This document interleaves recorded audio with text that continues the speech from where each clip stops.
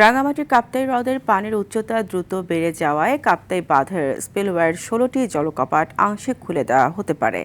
উজান ও ভাটির পানি ব্যবস্থাপনা এবং সম্ভাব্য বন্যা পরিস্থিতি নিয়ন্ত্রণে রাখতে আগাম প্রস্তুতি নিয়েছে কর্ণফুলী পানি বিদ্যুৎ উৎপাদন কেন্দ্র কর্তৃপক্ষ।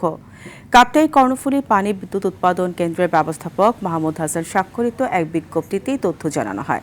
বিজ্ঞপ্তিতে বলা হয়, বেলা ১১টায় স্পিলওয়ের ১৬টি গেট ৬ ইঞ্চি করে খুলে পানি নিষ্কাশন শুরু করা হতে পারে। প্রাথমিকভাবে এর মাধ্যমে প্রায় ৯,০০০ কিউসেক পানি কর্ণফুলী নদীতে প্রবাহিত হবে।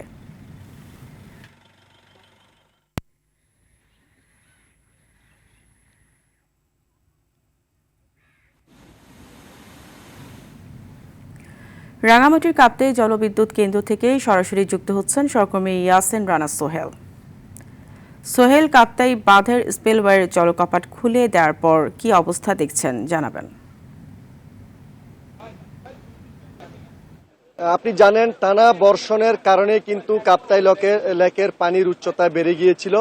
স্বাভাবিক এই সময়ে কাপ্তাই লেকের পানি থাকে ১০০ MSL সি লেভেল, কিন্তু সেটি বেড়ে হয়ে গেছে ১০৪.08 MSL, যার কারণে রাঙ্গামাটির তীরবর্তী কাপ্তাই লেক তীরবর্তী এলাকায় বন্যার আশঙ্কায় আজকে কিন্তু কাপ্তাই জলবিদ্যুৎ কেন্দ্রের ১৬টি জলকপাট ৬ ইঞ্চি করে খুলে দেওয়া হয়েছে।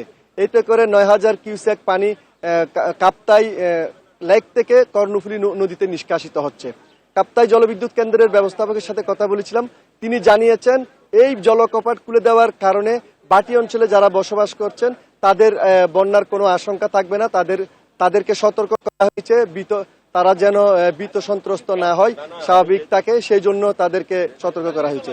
এদিকে বলে রাখি, এটি কিন্তু আসলে প্রতি বছরেই কাপ্তাই লেকের পানি বেড়ে গেলে এই বাড়ন্ত পানিগুলো কিন্তু জলকপাট খোলার মাধ্যমেই কর্ণফুলী নদীতে নিষ্কাশন করা হয়।